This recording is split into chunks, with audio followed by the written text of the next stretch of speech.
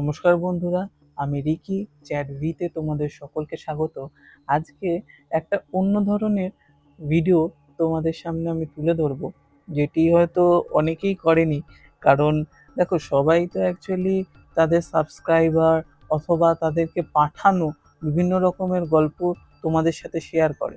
But আজকে আমি share করব যেটা অনেকেই বলে থাকে, যে কোনো জায়গা থেকে ঝাপা গল্প বা কোনো জায়গা থেকে তুলে আনা গল্প, সেগুলো থেকে নাকি তারা নিজেদের গল্প তৈরি করছে বা বানাচ্ছে।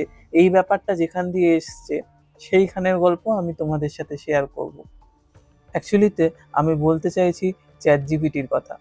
চ্যাট জিপিটিতে আজকে আমরা লিখে দেখব যে সেইখানে যদি আমি প্রম্পট করি যে make a Bengali horror story, তো সে আমাদেরকে কীরকম গল্প উপহার দেয়। তো চলো, বেশি দেরি না করে সেই গল্পগুলো তোমাদের সামনে তুলে ধরা যায়। প্রথমে একটি গল্প সে আমাদের সামনে তুলে ধরেছে, যেটি আমি তাকে প্রম্পট করেছিলাম যে একটি বেঙ্গলি হরর স্টোরি দেওয়ার জন্য। বলে রাখা ভালো, আমি হোয়াটসঅ্যাপ এআই, যেটা এখন নতুন এসছে, এআই এর সাথেও আমি করেছিলাম, কিন্তু এআই সে জানাচ্ছে যে সে এখনো বেঙ্গলিতে ক্যাপাবল নয়। দ্যাটস ওয়াই সে জানাচ্ছে যখন সে ক্যাপাবল হবে তখন সে অবশ্যই গল্প আমাদের জন্য বানিয়ে দেবে। বাট এখন যেহেতু আমাদের চ্যাট জিপিটি বা গুগল বার্ড এই কাজটা খুব সহজেই করে ফেলে, তো আমি সেইখানে এসেই আমি প্রম্পট করেছি যে একটি বেঙ্গলি হরর স্টোরি আমাদেরকে উপহার দেওয়ার জন্য, এবং সে রীতিমতো একটি বেঙ্গলি হরর স্টোরি বানিয়ে দিয়েছে। তো চলো গল্পটা শুনে নেওয়া যাক। গল্পতে প্রথমেই লিখছে রাতুলের কথা। রাতুল মাঝে মাঝে স্বপ্ন দেখত একটি বিশাল জীর্ণ বাড়ির, চারপাশে গাছের ঝাঁক আর নিঝুম নিস্তব্ধতা। ভেতরে ঢুকলেই একটি অস্বস্তিকর আধার, আর কখনো কখনো দূরে এক মৃদু গানের ঝঙ্কার। স্বপ্নের বাড়িটা কলকাতার বাইরের, গ্রামের কোনো এক প্রান্ত অঞ্চলে, সেটা সে জানত, কিন্তু কোথায় তা নিশ্চিত করে সে বলতে পারত না। রাতুলের চাকরির বদল হলো।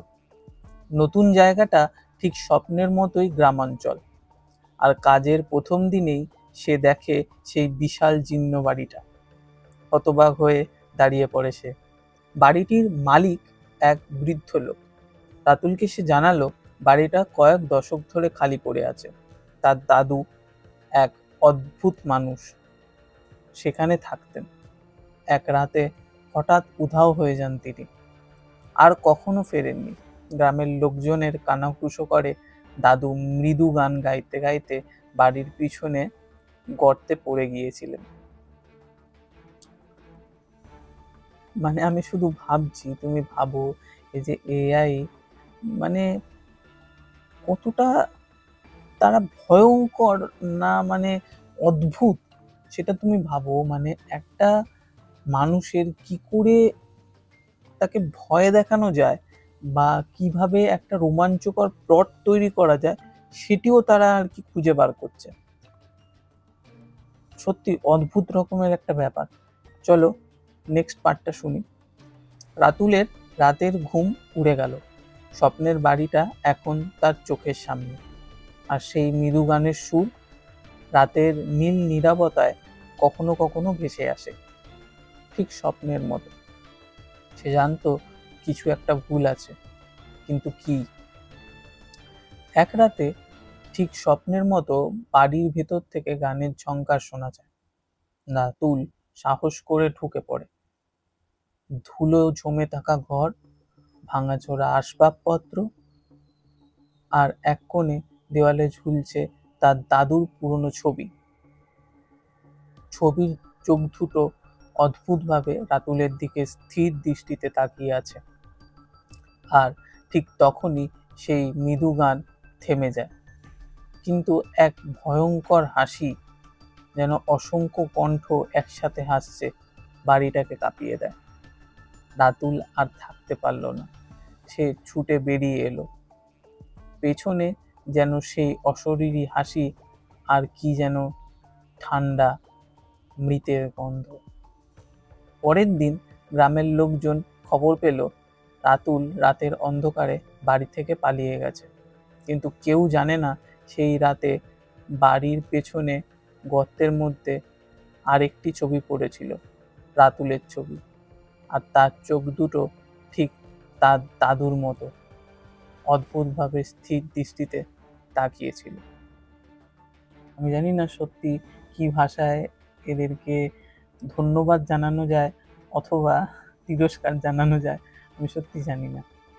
তো চলো আর একটা গল্প তোমাদের সামনে তুলে ধরছি, আর একবার প্রম্পট করছি ওকে আর একটা বেঙ্গলি স্টোরি লেখার জন্য। Just a second.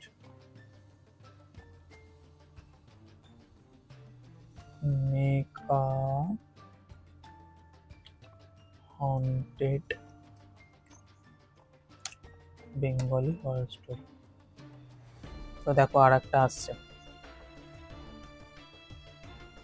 বাহ বাহ বাহ, আর একটা দিয়ে দিয়েছে।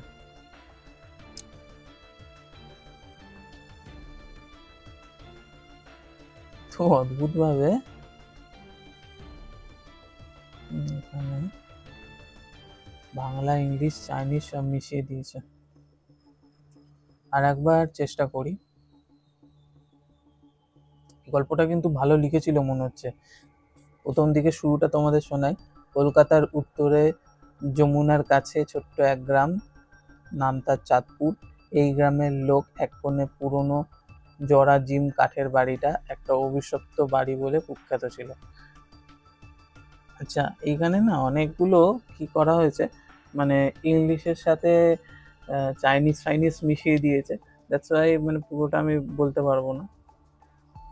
তো চলো আর একটা স্টোরি তোমাদেরকে শোনাই, ওকে প্রম্পট করি আর একটা বেঙ্গলি হরর স্টোরি আমাদের সাথে শেয়ার করার জন্য।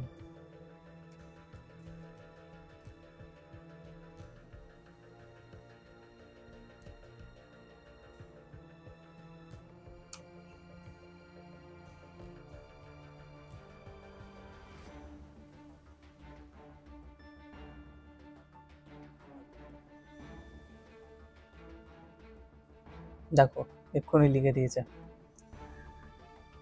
আচ্ছা, রাতের নীল শাড়ির আঁচলে ঢাকা গ্রামটি নিঃসাড়ে ঘুমিয়ে আছে।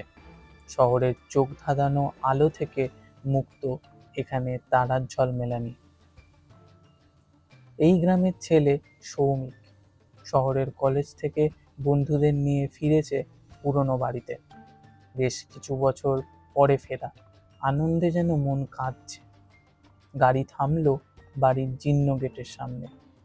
সৌমিক গেট ঠেলে খুলতেই এক অস্বাভাবিক শীতলতা ঢেউ খেলে গেল তার শরীর জুড়ে। ভাবল পথের ক্লান্তি। বাড়িটা একতলা, ছেলেবেলার সব স্মৃতি এঁকে থাকা জীর্ণ দেওয়ালগুলো।